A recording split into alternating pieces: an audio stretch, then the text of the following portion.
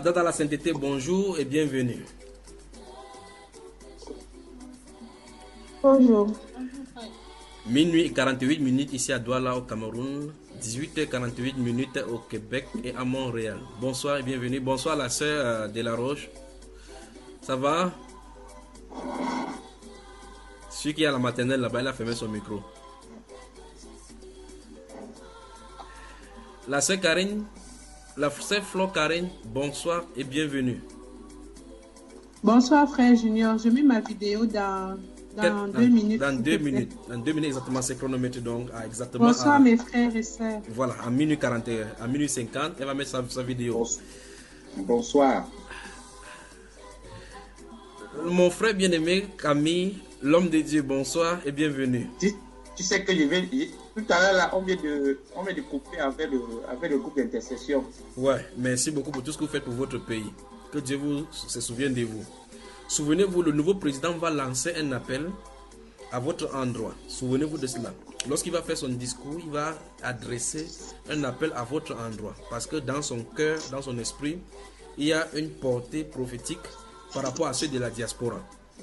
Et lui particulièrement, il va vous arranger la situation par rapport à la double nationalité, ou vous appelez quoi, ces choses-là, pour faciliter la tâche. Donc, c'est dans ce qui... Ouais! Ok. Oh. Bon, que le Seigneur vous bénisse de toutes les façons. Je continue à tout. La sœur Monique, bonsoir.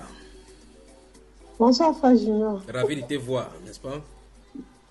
Oui. On a certainement des choses pour discuter. Tout ce que je veux faire maintenant, le Saint-Esprit dit seulement que je me concentre dans la prière. Dans la prière. Okay. Notre sœur bien-aimée, Alphonsine Léonie. Bonsoir et bienvenue toujours en poste. Oui, bonsoir mon frère. Nous maigrissons tous, n'est-ce pas? Mais souvent, le jeûne n'est pas facile, pas vrai?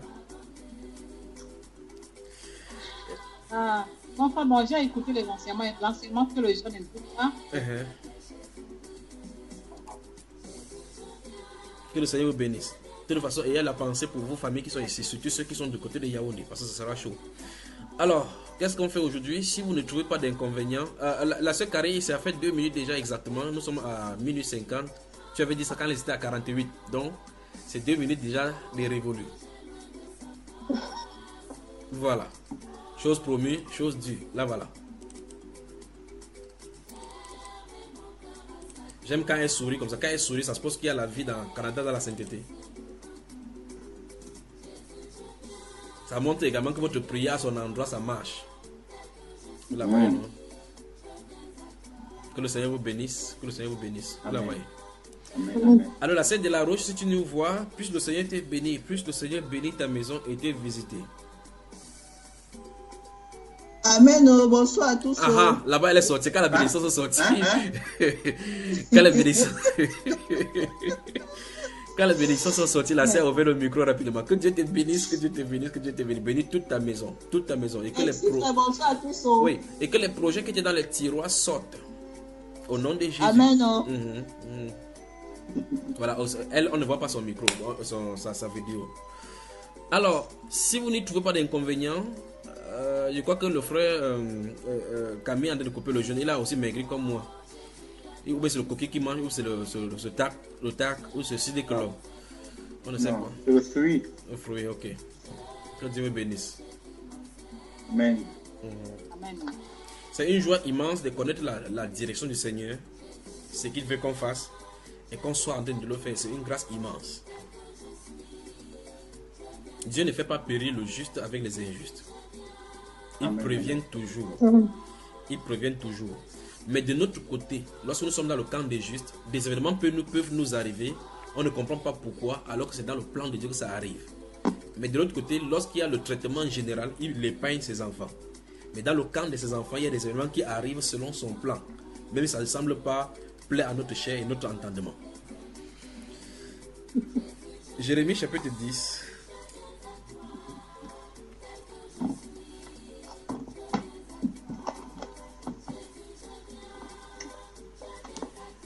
Une heure.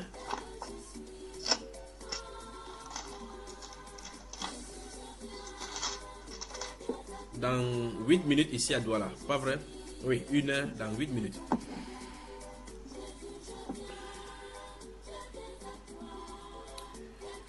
Voilà. Vous êtes dans le livre des prophètes Jérémie. Oui. Oui.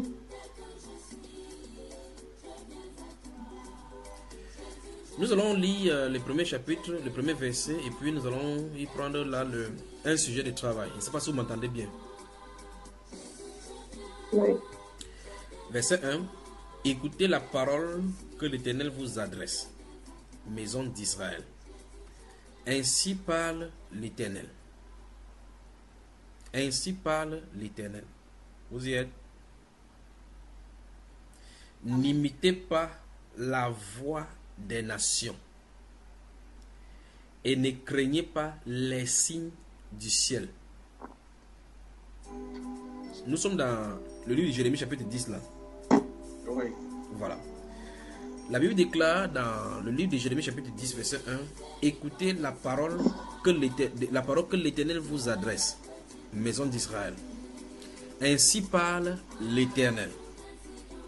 Ainsi parle l'Éternel. N'imitez pas la voix des nations. Regardez bien ce bout de phrase là. N'imitez pas la voix des nations et ne craignez pas les signes du ciel, parce que les nations les craignent.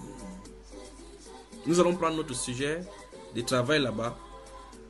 Identifier l'ennemi de notre marche. Et nous allons travailler, puisse le Seigneur nous guider. Que Dieu vous bénisse. Le temps pour moi de dire bonjour et bienvenue à la famille Ntame. Bonsoir et bienvenue. Shalom, shalom à tout le monde, shalom, chers frères et sœurs. Est-ce que vous le voyez? Oui, seulement ET, n'est-ce pas? Comme le conjonction de coordination. C'est parce que ma un problème avec la caméra. Je dois prendre le côté, ça va prendre. Voilà, ça va aller, ça va aller. Bienvenue de toutes les façons, frère. Nous venons tout juste de commencer comme ça. Je prends à témoin où tu vois là-bas, à témoin au coin là-bas. Nous sommes seulement à 8 minutes. Vous voyez là, à coin là-bas, à gauche de votre écran. Vous voyez, effectivement, nous sommes à 8 minutes 35 secondes. Voilà. Que Dieu vous bénisse, que Dieu vous bénisse, que Dieu vous bénisse, Canada dans la sainteté. Donc, nous allons prendre ici, dans ce livre de Jérémie, chapitre 10, les versets 1 et 2, nous servent le plat de menu, 1 à 3 même, nous servent le plat de menu maintenant, identifier l'ennemi de notre marche. Alors, je relis encore le verset 1. Écoutez la parole que l'Éternel vous adresse, maison d'Israël.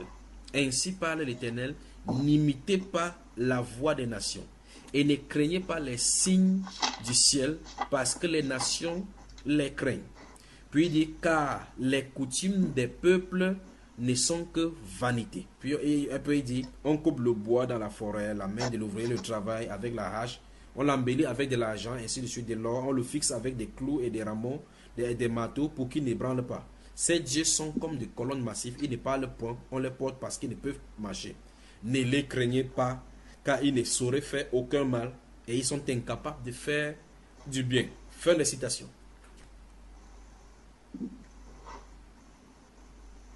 Donc, lorsque la Bible parle, lorsque ce titre-là, n'imitez pas la voix,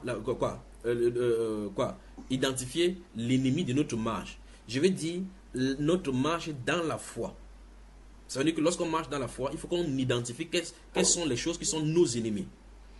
Parce que le but de ces ennemis-là sont là pour nous faiblir dans la foi, afin que nous ne marchions pas la voie droite, que nous ne courons pas la course que le Seigneur a tracée.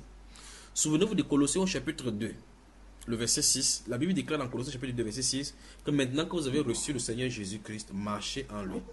Donc dans la marche de la foi maintenant, et dans la marche de la foi, c'est une marche en obéissance, en totale soumission, et en accord avec la parole de Dieu, en totale soumission à la volonté de Dieu. C'est ça la marche dans la foi, selon les préceptes et les règlements du Seigneur. Et cela étant, si nous marchons d'après les préceptes du Seigneur, nous savons donc que nous lui sommes agréables. Le Seigneur Jésus avait dit que que le Père ne l'a pas laissé seul, parce qu'il fait toujours ce qui est agréable à Dieu, donc ce qui est de sa volonté. Alors Dieu dit ici à la maison d'Israël, il dit, écoutez la parole que l'Éternel vous adresse, maison d'Israël. Il ne s'adresse pas à tout le monde, il n'a pas dit monde entier. Il dit, n'imitez pas la voix des nations. Et vous allez voir que l'apôtre Paul va réitérer ces mêmes paroles du prophète Jérémie, mais en des langages nouvelles. Qu'est-ce qu'il va dire dans Romains chapitre 12? Il va dire, je vous exhorte par les compassions de Christ à offrir vos corps comme un sacrifice vivant, saint, agréable à Dieu, c'est qu'il désirera de votre part un culte raisonnable. Puis il va donner cette déclaration solennelle que le prophète Isaïe, enfin Jérémie avait déjà donnée. Ne vous conformez pas au siècle présent, mais soyez transformés par le renouvellement de votre intelligence. Donc ce que l'apôtre Paul enseignait, le prophète Jérémie l'avait déjà dit en d'autres langages. Vous voyez cela? Alors, le Saint-Esprit dit ici, au travers de la bouche de l'apôtre, du prophète Jérémie, ainsi parle l'Éternel, n'imitez pas la voix des nations. La question est, quelle est donc cette voix? Parce que souvenez-vous de ceci, lorsqu'on vous envoie quelque chose, lorsqu'on vous commissionne quelque part, on vous demande, lorsque vous allez descendre à gauche, vous allez voir quelque chose là-bas, on vous identifie la voie pour que vous y traversez. Parce que dans cette voie-là, quand vous allez marcher, vous allez trouver peut-être un arbre, un arbuste, selon les indications qu'on va vous donner pour baliser votre chemin. Alors écoutez bien, je veux que les bases soient bien claires avant qu'on ne progresse. Quand le Seigneur notre Dieu dit, n'imitez pas la voix des nations, c'est le premier volet. Et ne craignez pas les signes du ciel. Nous allons regarder dans ces deux volets. 1. C'est quoi Dieu appelle par la voix des nations? 2. C'est quoi il appelle par les signes du ciel? Qu'on ne les craigne pas. Maintenant, ça veut dire qu'il faut que vous et moi, chacun commence à identifier tout autour de lui ce que Dieu appelle par voix des nations. Quand il parle de voix des nations, il parle de la manière d'agir des gens dans la nation. La façon dont ils se comportent. Leur façon de marcher ne plaît pas à Dieu. Et Dieu nous donne l'indication ici que si nous marchons comme ça sera l'ennemi de notre foi. Parce que notre marche, nous avons une nouvelle façon de marcher. Notez le livre d'Éphésiens au chapitre 4, versets 17 à 23. Vous pouvez prendre jusqu'au chapitre 17, jusqu'au verset 31. Chapitre 4, verset 17 à 31. Tout à l'heure, j'ai cité Colossiens, le chapitre 2, verset 6. Notez d'abord, puis on va lire par la suite que le Seigneur dirige comme il va le diriger. Puisse le Seigneur vraiment vous bénir. Notez aussi Ésaïe chapitre 14 pour la sœur Karine qui a écrit sur le forum. Que Dieu vraiment te bénisse. Ésaïe chapitre 14, Ézéchiel le chapitre 14, on va y aller, on va lire. Le livre du prophète Ézéchiel. Vous y êtes? Voilà.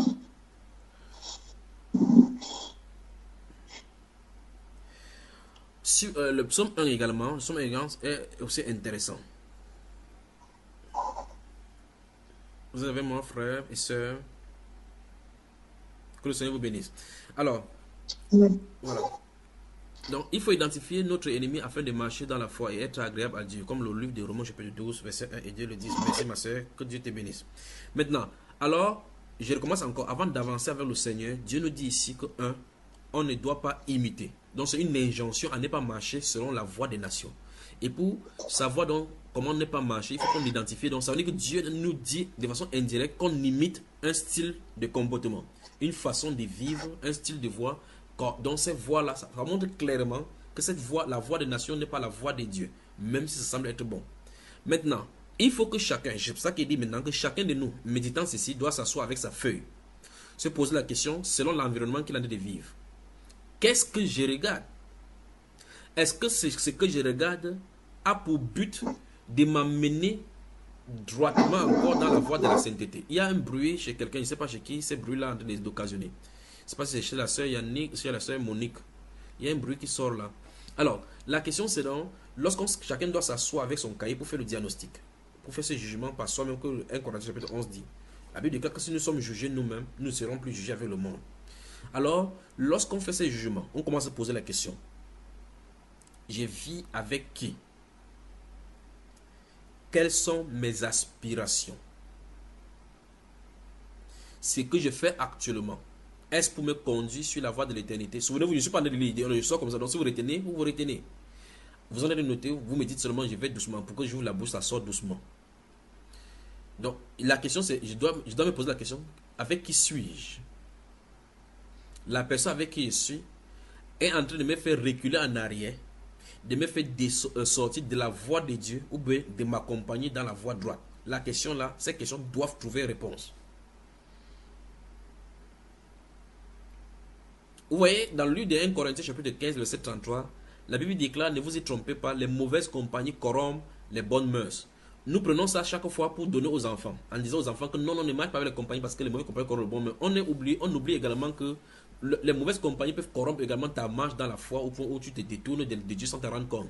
Petit à petit, la ferveur dans la prière baisse. Petit à petit, la ferveur dans la lecture de la prière, de la parole baisse, et tu ne sais pas de quoi il est la question parce que tu t'es mis en connivence avec quelqu'un dont l'injection spirituelle dans ta vie est un poison.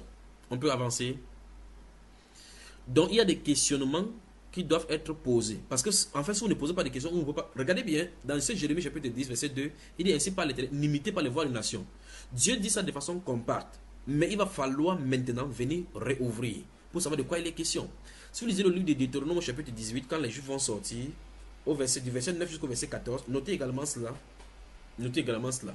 Il va leur donner les injonctions là-bas en disant clairement qu'on ne trouve point chez toi les astrologues, des dogues, des magiciens, toutes ces personnes-là. Il dit que Dieu ne vous a pas permis de faire ces choses-là. Ces choses-là, c'est fait pour les gens des nations. C'est à eux que l'Éternel a réservé cela. Donc, c'est aux nations de pratiquer cela. On ne doit pas faire comme eux. Vous voyez cela? Dans le livre de Lévitique, chapitre 19, quand les Juifs vont entrer au chapitre 19 et chapitre 29, Dieu va leur donner des ordres clairs de façon précise que lorsque vous serez entré dans le pays que l'Éternel vous donne, ces pays où coule le lait et le miel, vous n'apprendrez pas à imiter la façon d'agir de cette nation-là. Car c'est à cause de ces abominations que les nations-là ont pratiquées. Ils cherchent les idoles, ils font passer leurs filles par le feu. C'est à cause de ces abominations que l'Éternel, que la terre les a vomis et que l'Éternel les chasse de la terre et il vous donne en héritage. Donc on ne doit pas les imiter. Donc vous voyez que depuis, en fait, si on comprend très attentivement, depuis dans l'Ancien Testament, Dieu parle de la sanctification de nos voix avec des différentes façons de parler. Donc ici, la Bible parle là de la sanctification. Sanctifier, il faut que chacun sanctifie sa voix. Nettoie sa voix pour marcher comme Dieu le veut. Parce que Dieu marche il se trouve dans le chemin de la sainteté. La Bible déclare sainteté à l'Éternel. Et donc vous voyez effectivement dans le Nouveau Testament, dans le livre de 1 Pierre, l'apôtre Paul dit que et si vous invoquez comme Père celui qui juge selon l'œuvre de chacun sans acception de personne, et que vous l'invoquez, il dit que chacun soit saint dans toutes sortes, c'est qu'on dit soyez saint dans toute votre conduite. Donc, dans toute notre marche, on doit être saint. Autrement dit, on doit sanctifier nos voies. Amen. Alors, vous voyez effectivement qu'il faut que dans cette voie, nous essayons enfin, pas nous essayons, nous devons. Nous identifions les ennemis, ou bien l'ennemi de notre foi. L'ennemi de notre marche. Ça veut dire que les choses qui nous créent les pieds d'achoppement, il faut les identifier. Après les avoir identifiés, les nettoyer systématiquement. Sinon, nous allons tourner en rond, avoir l'essence de la Bible, les informations de la Bible, mais la vie de Christ derrière cette parole-là, comme Christ notre Seigneur dit que la parole qui dit son esprit et vie. La lettre, ça va rester lettre morte dans notre vie. Ça n'aura pas de dynamique pour pouvoir porter cette parole-là à maturité et porter cela les fruits. Parce qu'en réalité, on a confessé la parole, mais on a trimballé la parole. Et regardez, écoutez très attentivement. Vous connaissez l'histoire, la lampe tempête, n'est-ce pas? Je crois que c'est la meilleure façon qu'il puisse expliquer ce que j'en ai dit. Vous connaissez la lampe tempête? Voilà. Pour vous, si vous avez fréquenté dans les coins, vous avez souffert comme nous autres, vous avez grandi dans les endroits où il n'y avait pas la lumière et qu'il y avait les lampes tempête, vous devez savoir de quoi il est question quand le pétrole va finir. Si le pétrole va finir et que vous allez prendre le reste du pétrole qui s'est mélangé avec de l'eau ou versé à l'intérieur, vous allumez la mèche. Vous allez voir que la lampe fait pop, pop, pop. À un moment donné, ça va s'éteindre parce que le pétrole est mélangé avec de l'eau. C'est exactement quelqu'un qui prend la vie de la foi et mélange avec les ennemis de la foi. Vous ne ferez pas bon ménage. Pour savoir que vous avez foi, passez par une nuit ténébreuse dans une zone de cimetière, vous allez savoir si vous avez foi. Vous allez savoir que vous avez l'ennemi. Vous passez avec tranquillité. Vous voyez quelqu'un bouger dans le cimetière, vous continuez doucement. Vous allez savoir si vous avez foi ou pas. Si vous avez des ennemis dans votre cœur. Alléluia. Canada dans la sainteté, bonjour. Bonjour. Il est 1h07 ici à Douala au Cameroun. 19h chez vous, n'est-ce pas? 18h. Il n'est pas encore 19h. Il est 20h07. Voilà. Alors, ce que je suis en train de dire, c'est, vous remarquez effectivement que au milieu de l'angoisse, la peur est mélangée avec la confession de notre lèvre, de notre vie de foi. Malgré qu'on dise que je sais que le Seigneur est vivant, en toile de fond se trouve la peur de ne pas réussir, la peur de l'échec. Mais d'où vient cette peur? Par crainte que, et si Dieu, parce qu'il y a une réserve que, et si Dieu n'accomplirait pas ce que ce qui a été dit. Cette peur-là montre qu'il y a un ennemi. La peur donc est issue donc du doute. Et le doute, c'est fait à cause des sens, parce qu'il y a une information extérieure qui est léguée seulement au sens physique. Parce que la foi se relaie sur l'invisible. La foi s'appuie sur l'invisible. Et par conséquent, s'il y a la peur, ça suppose qu'il y a un instigateur et donc quelqu'un qui veut détruire notre foi à l'extérieur, qui est en train de nous trimballer sans que nous sachions. Alors pour tester que vous avez foi de façon indéfectible, passez vers les cimetières dans la nuit. Étant seul, sans siffloter que... sans regarder par derrière. Sans commencer à réciter les versets bibliques, que quand je marche dans la vallée de l'homme de la mort, je ne crains aucun mal à haute voix pour te convaincre que tu es protégé. Alors vous devez savoir que vous avez les ennemis à l'extérieur. Amen. Alors la Bible déclare donc qu'on imite, écoutez bien l'injonction, n'imitez pas la voix des nations. Donc ça veut dire que, les nations ont une voix qui ne plaise pas à Dieu, même s'ils veulent imposer les standards. Cela implique quelque chose de terrible. C'est justement les nations que Dieu demande. Et chaque fois nous disons les Juifs, nous disons que les Juifs sont méchants. Comment ils pouvaient aller faire l'idolâtrie? Comment ils pouvaient faire ces choses alors qu'ils ont vu la main de Dieu? Nous-mêmes nous avons vu et nous croyons que Jésus est mort pour nos péchés. La Bible nous pose la question, comment vivrons-nous encore dans ces péchés-là? La même chose est faite pour nous, puisque la Bible nous déclare, puisque vous avez été racheté à un grand prix, glorifiez donc Dieu dans votre corps et dans votre esprit qui appartient à Dieu. Quelqu'un librement ça, après il livre son corps à l'impurité. Vous voyez qu'on n'a pas changé, pas vrai? Alors la Bible déclare donc que maintenant que vous avez reçu Christ, dans ce livre de Colossiens chapitre 2, verset 6, il dit marchez en lui. Marchez en lui. Donc on ne doit pas sortir ni à gauche ni à droite. Dans 1 Jean chapitre 5, les 7 premiers versets, c'est le même sujet qui est dit. Que si quelqu'un dit qu'il a connu et qu'il marche dans les ténèbres, il est menteur. Mais si nous marchons en lui, comme il est lui-même, le sang de Jésus nous purifie de toute iniquité dans cette marche-là. Alléluia. Alors quand Dieu dit, n'imitez pas la voix des nations, ça veut dire que les nations ont une voix, ont des voix, parce que la voix qui ne plaise pas au Seigneur, la façon de se comporter. Maintenant, voici le point. Le vrai problème, c'est que c'est cette nation-là qui nous injecte, nous enseigne et nous fustige par rapport à notre voix. Lorsque vous marchez comme la voix de Dieu dit, on vous traite de radical. Et quand on vous traite de radical, vous voulez changer votre standard à leur standard. Parce qu'on dit que vous ne devez pas être en marche de la société. Vous n'allez pas prendre un bateau à contre-courant. Vous devez marcher en suivant les choses. Vous ne voulez pas monter l'eau de l'autre côté alors que le courant doit descendre. Parce que tout le monde marche dans une direction. Dieu dit, ne craignez pas les signes du ciel parce que les nations les craignent. On va toucher ces aspects-là. Mais il veut qu'on s'attelle d'abord dans cette première partie sur la voix des nations. Donc il faut qu'on identifie la voix des nations. Souvenez-vous, ça veut dire que tout standard que la nation nous produit, en voulant montrer comme le modèle de la société, nous devons fuir cela tant que ce n'est pas confirmé dans les Saintes Écritures. Parce que Dieu nous a déjà donné l'ordre de ne pas imiter la voix des nations. Alors chacun de nous doit donc se poser la question. Quelles sont ces voix-là qui sont tout autour de moi, avec qui je marche, avec qui je m'associe, avec qui je vais? Mes projets sont-ils à la lumière du standard de Dieu? Mes projets. Ce que je souhaite être, je souhaite réaliser. Est-ce que je fais avec l'accompagnement de Dieu? C'est-à-dire, est-ce que ça me conduit sur la voie de l'éternité pour faire l'œuvre à laquelle je suis venu sur la terre? Est-ce que ce que je suis en train de faire, je projette faire, est dans la droite ligne de ma destinée terrestre? Est-ce qu'au sortir de ma vie terrestre, je pourrais dire au Seigneur que j'ai fait c'est pourquoi tu m'as envoyé sur la terre? Vous voyez que ces questions-là sont importantes à examiner. Il faut donc qu'on identifie l'ennemi de notre foi, l'ennemi de notre marche. Amen. Donc la voix des nations sont des standards que les nations se sont fixés. Je prends un exemple simple. Je crois que c'est vendredi, nous étions à la radio et le journaliste m'a surpris en m'informant que la Coupe du Monde, je ne savais pas, honnêtement, je ne savais même pas, il expliquait que l'Égypte a fait quoi, je ne savais pas de quoi il est question, que l'Égypte a perdu quoi. Je lui ai dit que je ne sais pas même pas qu'il avait la Coupe du Monde, que je savais qu'il y avait une Coupe du Monde 2018. Je ne savais même pas, en réalité, je ne savais même pas que la Coupe du Monde en essayé de jouer. Je croyais qu'il parlait des éliminatoires ou quoi que ce soit. Et quand nous rentrons, nous sommes arrêtés quelque part, je voyais que les gens étaient attroupés. Quand on faisait les rattroupements, ils voyaient les coupes. J'étais surpris de savoir que c'est la Coupe du Monde. C'est terrible, frère. Terrible. Vraiment terrible. Au point où chaque chrétien, il y a même des chrétiens qui ont leurs supporters. Ils sont supporters d'une équipe. Et vous lui posez la question, vous en allez voir quoi? Il dit, il voit la Coupe du Monde. Il prononce de sa bouche la Coupe du Monde. Quand ça va finir, ce sont les Jeux Olympiques. Et le geste olympique, c'est issu de la divinité grecque appelée Zeus et romain. Dans l'Antiquité, c'est ce même jeu qui s'est présenté et on faisait le culte des cérémonies à ces dieux. Les chrétiens y participent. Vous posez la question, qu'est-ce qui ne va pas? Dieu leur dit, n'imitez pas la voix des nations. Il va dire que non, il y a quoi de mal à ça, c'est seulement pour la distraction. Il y aura des philosophies parce que tout ce qu'on peut dire, on pourrait dire n'importe quoi sur aux Juifs parce que tous les cultes que Dieu leur interdisait, ça avait des aspects qui aidaient les hommes sur la terre. Les nations qui pratiquaient ces choses-là, ça les aidait. Quand par exemple les gens devaient aller en guerre, ils consultaient les divinités pour savoir s'ils vont gagner ou pas. Ils lançaient les augures pour savoir de quoi ils devaient faire. Mais Dieu leur interdit à son peuple de faire ainsi. Parce qu'il est le Dieu qui répond aux prières.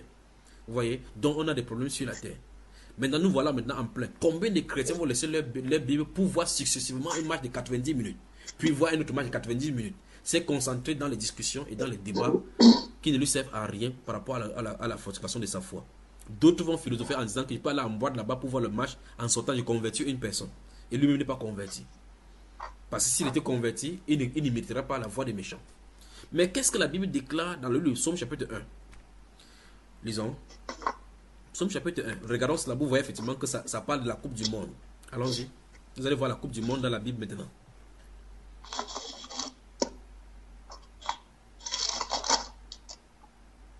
La sœur Monique, tu peux nous lire? Tu y es déjà? Oui. Allons-y. Et vous-même qui ne marche pas selon le conseil des méchants, qui ne s'arrête pas sur la voie des pécheurs, et qui ne s'assied pas en compagnie des moqueurs, mais qui trouve son plaisir dans le nom de l'Éternel. Regardons le premier volet. N'est-ce pas la réunion des moqueurs qui se trouve là-bas, dans la Coupe du Monde, lorsqu'on voit la Coupe du Monde? C'est pas ça? C'est ça. Quand un joueur, on lui donne le penalty, il rate, on l'insulte même en voyant que tu l'as insulté sans t'en rendre compte. Pas vrai, ma soeur? Mais la Bible déclare heureux l'homme qui ne fait pas quoi? Qui ne fait pas ces choses, n'est-ce pas? Et qui ne s'assoit pas en compagnie des moqueurs. Mais qui? Non, qui trouve son plaisir. Dans la loi de l'Éternel. Et qui? Et qui la médite jour et nuit. Oui, stoppons là-bas. Donc on a deux aspects ici. La voix des nations, c'est pour faire des réunions publiques autour de quelque chose, d'une idole parlante, vociférant des choses, discutant. Il y aura plus de discussions qui vont sortir là-bas, les paris qui vont sortir là-bas. La question c'est qu'est-ce qu'un chrétien fait au milieu de là-bas? Vous voyez la voix des nations, n'est-ce pas? L'une des voix des nations. Voilà l'une des voix des nations. Qu'est-ce qu'il fait là-bas? Quel est l'avantage spirituel? Qu'est-ce que ça peut faire pour l'édifier, pour avancer dans l'œuvre de Dieu? Mais à contrario, la Bible présente dans le deuxième volet qu'au lieu de faire cela, mais qui trouve son plaisir, qui passe son temps dans la méditation de la parole. On va lui dire, mon ami, tu es déphasé de ton époque. Tu crois que tu vas venir, tu vas devenir un deuxième Jésus. Le monde est fait comme ça, vivre dans le monde, il ne faut pas vivre le ciel. Ce n'est pas le ciel ici, ainsi de suite. Même les chrétiens vont te dire cela. Mais quand vous vous approchez bien de la Bible, vous allez voir effectivement que ceux qui servent le Seigneur, ce sont les gens mis à part. Ça veut dire que si on n'en arrive pas pour servir Dieu de la bonne façon, il faut arriver au niveau de tout ce qui était dans le monde, je les regarde comme de la boue. C'est à ce niveau, juste à ce niveau. Parce que beaucoup de personnes parlent de mourir en soi, par les lèvres, mais dans les actes et dans les faits, ils ne sont pas morts en eux-mêmes. Ils ont toujours cette résurrection de leur propre volonté, la soif de tenir contre la loi de Dieu, les lois de Dieu, en y trouvant, en y juxtaposant leurs propres pensées et leurs propres interprétations pour rabaisser la loi de Dieu à leur standard en disant que ce n'est pas important. Ou mieux que ce qu'ils disent n'est pas contraire à la parole du Seigneur. Vous voyez le problème que nous en trouvons, dont nous nous trouvons ce siècle-ci. Donc en clair, les gens disent clairement, en enseignant même aux gens, qu'il faut qu'on meure en soi-même. Si on ne meurt pas en soi-même, on ne peut pas servir vraiment Dieu. On ne peut pas être disciple du Seigneur Jésus. Et Jésus le dit. Si vous préférez votre vie plus que moi, vous n'êtes pas digne de moi. Si quelqu'un veut me suivre, s'il ne porte pas sa croix et me suivre, s'il ne meurt pas en lui-même, il ne peut pas me suivre. C'est ce que Jésus dit. Chacun dit cela. Mais tu dis, quel est le problème? L'apôtre Paul, lui, il avait laissé tout sans réserve. Les apôtres avaient laissé tout sans réserve. Mais aujourd'hui, on trouve à redire par la philosophie. il faut quand même servir Dieu avec sagesse. Et Dieu nous a quand même donné le raisonnement, l'intelligence pour ne pas faire tout avec bêtité comme les robots. Tout genre d'intelligence vont sortir, tout genre d'interprétation vont sortir. Mais l'apôtre Paul dit, c'est qu'il avait comme de gain dans le monde, il le regarde comme la boue afin de gagner Christ. Donc pour lui, le monde est mort. Mais pourtant dans la Bible, il parle, ne savez pas que ceux qui courent dans le stade. Donc dans leur époque, les Jeux Olympiques se passaient dans les stades. Mais il n'a pas dit que je m'en vais au stade. Vous ne devez nulle part aller dans le stade pour aller prêcher. Mais un chrétien va te dire qu'il part au stade comme ça, il peut évangéliser son voisin. Au milieu du bruit où les gens ont payé leur transport, leurs trucs pour venir voir le match, ils sont dans le culte. Souvenez-vous, le football c'est un culte avec des divinités qui jouent. Dans le culte, tu vas venir évangéliser. Vous voyez qu'on l'a totalement déphasé. Déphasé avec la Bible. Déphasé. Alors ce soir, nous sommes en train de voir dans le Canada de la sainteté, identifier l'ennemi de notre marche, c'est-à-dire l'ennemi de notre foi. Ces ennemis-là sont subtils, utilisent nos raisonnements. Ces ennemis sont subtils, de telle sorte que ce n'entre pas dans la méditation, dans le calme, et qu'on désire vraiment changer et avancer avec le Seigneur, vous ne l'avez pas les identifier. Ces ennemis, les ennemis de notre foi, de notre marche, sont subtils, placés par l'ennemi dans notre vie pour nous faire tourner en rond. Un peu comme une chèvre qu'on a attachée quelque part avec une longueur de corde qui signifie le degré de la liberté qu'on lui a donné. Vous tournez en rond jusqu'à ce qu'à la circonférence de jusqu'à ce que vous ayez dévoré comme la chèvre toutes les herbes dans votre circonférence. Vous allez voir effectivement que vous avez tout dérossé. Mais vous allez voir les pâturages quelque part, vous ne pouvez pas avancer parce que à cet instant-là, vous avez été capturé. Ces ennemis donc sont subtils, introduits dans nos vies par nos ennemis. Et ils nous donnent eux-mêmes avec des suggestions et des raisonnements pour que nous ne voyons pas du mal à cela. Que faire donc pour se détacher de ces ennemis? Il faut aller au-delà de notre standard, au-delà du raisonnement humain, au-delà des pensées de ce qu'en dira-t-on. Prendre le standard de Dieu et décider de vivre seulement selon le standard de Dieu. Voilà le remède. C'est le seul et unique remède. Canada de la sainteté, bonsoir. Donc, pour vivre selon la volonté du Seigneur, donc tel que nous sommes en train de voir, nous n'avons pas de remède, c'est soumettre toute notre volonté sous sa gouverne. C'est-à-dire, c'est le standard de Dieu que nous prenons pour référence. S'il n'y a pas le standard de Dieu pour référence dans notre vie, nous allons prendre nos standards selon nos standards. Nous allons prendre notre voie selon notre standard. Ou mieux encore, selon le raisonnement humain, nous allons prendre selon le raisonnement du grand nombre. Et prendre que le raisonnement du grand nombre, que la voie du grand nombre est la meilleure. Chacun doit aller en confrontation dans le miroir de la parole pour savoir quelle est la voie que Dieu a destinée pour lui et marcher dans cette voie. Et éliminer systématiquement, absolument et définitivement tout ce qu'on connaît et identifie comme ennemi. Dans le combat de la foi, on ne garde pas ses ennemis. Dans le combat de la foi, je ne parle pas des ennemis physiques qu'il faut tuer, que non. Je parle, on ne garde pas les choses qui seront les achoppements pour nous, il faut s'en débarrasser. Quand la Bible déclare par exemple qu'on ne trouve au milieu de vous ces styles de personnes, ces choses, on ne doit pas les retrouver. Quand Dieu dit par exemple que vous avez au milieu de vous des idoles, il faut s'en débarrasser, il faut s'en débarrasser. On ne prend pas une idole, on ne peut pas prendre une idole de Bouddha pour mettre chez vous en disant que non, c'est une œuvre d'art. Si pour les autres c'est le culte, pour moi je sais que c'est pas pour le culte, je fais seulement pour orner. Parce qu'une idole, c'est une idole, ça a été fait à dessein pour cela, il faut s'en débarrasser, il faut brûler. La sœur Suzanne Cana, bonsoir et bienvenue. Bonsoir, merci beaucoup. Comment tu vas ce soir? Bien, par la grâce de Dieu. Voilà. Il y a cela 35 minutes, nous avons commencé à traiter ce soir de l'ennemi de notre foi, de notre marche.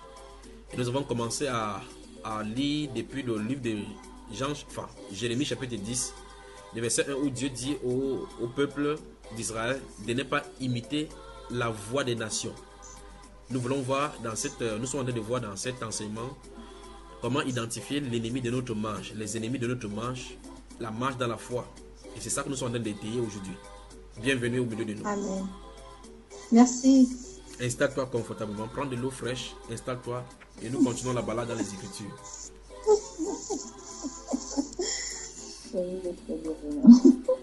Alors nous voyons que dans la marche chrétienne, si vous lisez le livre d'Éphésiens, vous allez voir effectivement qu'il y a 3 étapes dans la marche chrétienne révélées dans le livre d'Éphésiens aux chrétiens d'Éphésiens. La première marche, c'est nous sommes sauvés, nous sommes assis dans l'accomplissement, dans les lieux célestes avec Christ, selon qui est écrit dans le livre d'Éphésiens chapitre 2, le verset 6.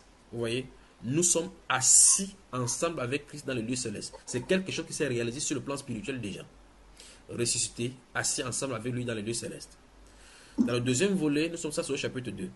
Dans le chapitre 4, vous voyez au verset 17, il dit, voici ce qui est dit, qui commande dans le Seigneur. Vous ne devez plus marcher comme marchent les païens, qui marchent selon les vanités de leurs pensées. Une fois de plus, l'apôtre Paul réitère ce que le prophète Jérémie avait dit, qu'on ne doit pas imiter la voie des nations. Au chapitre 12 d'Éphésiens, enfin d'Ésaïe, non. Au chapitre 12 de Romains, il a déjà dit qu'on ne se conforme pas au siècle présent, mais qu'on soit renouvelé par notre intelligence, qu'on soit transformé par notre intelligence pour discerner ce qui est bon, agréable et parfait, ce qui est la volonté du Seigneur. Donc nous voyons effectivement que l'apôtre Paul l'a signifié plusieurs fois. Maintenant, dans ce livre d'Éphésiens chapitre 4, il dit, nous n'avons pas à marcher, nous ne devrons pas marcher, nous ne devons plus marcher comme les païens qui marchent d'après la vanité de leurs pensées. Puis il dit qu'ils ont l'intelligence obscurcie. Maintenant, donc, ça veut dire que nous avons une marche chrétienne. Vous voyez cela? Initialement, dans le chapitre 2, verset 6, il dit que nous sommes assis ensemble avec lui dans le lieu céleste. En même temps, nous sommes assis sur la terre, sur le plan physique, nous devons marcher. Et au chapitre 6, il dit nous n'avons pas à lutter. Donc voilà les trois phases donc, de la vie chrétienne. Si on prend de façon inverse, ça veut dire qu'on est sauvé pour la résurrection afin qu'on s'asseye ensemble avec Christ dans le lieu céleste.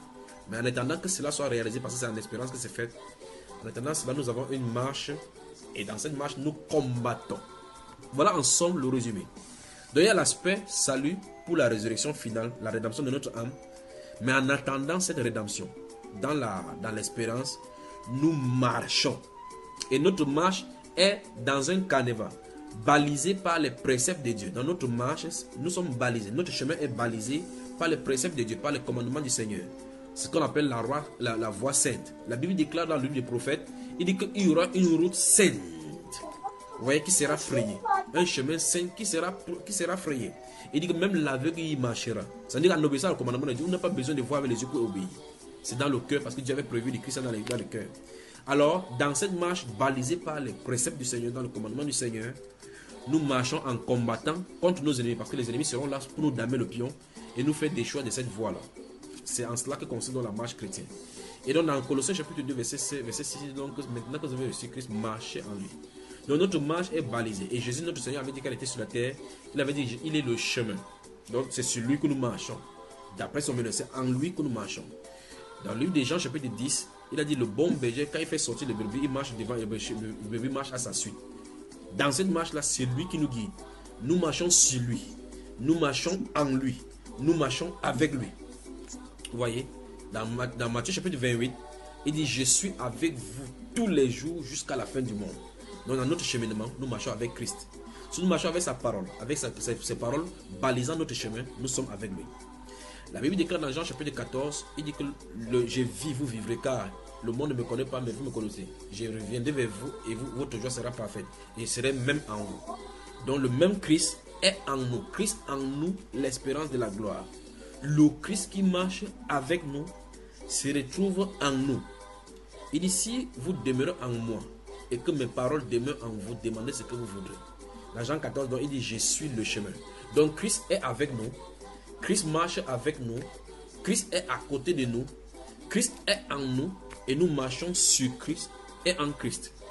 Ça veut dire, nous sommes emprisonnés en Christ lorsque nous lui appartenons. Canada dans la sainteté, bonsoir. Que Dieu notre Père vous bénisse.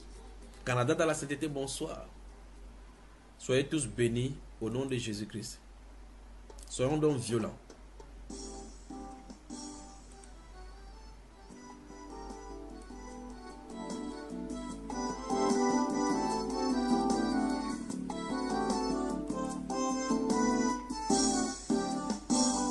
M'appelez-vous Seigneur, Seigneur, Seigneur, et ne faites-vous pas ce que je dis?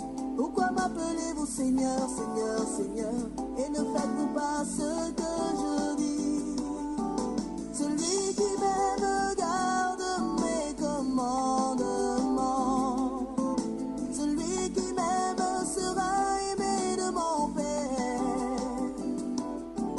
Celui qui m'aime garde mes commandements. Celui qui m'aime sera aimé de mon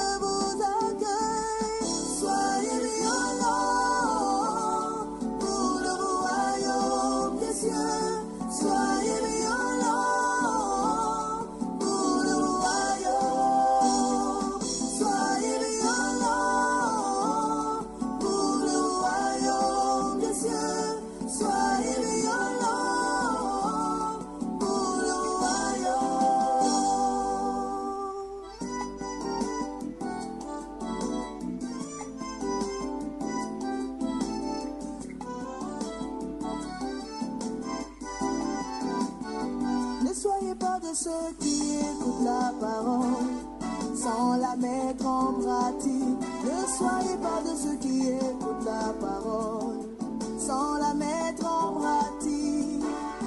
Ce sont ceux qui la pratiquent qui seront justifiés.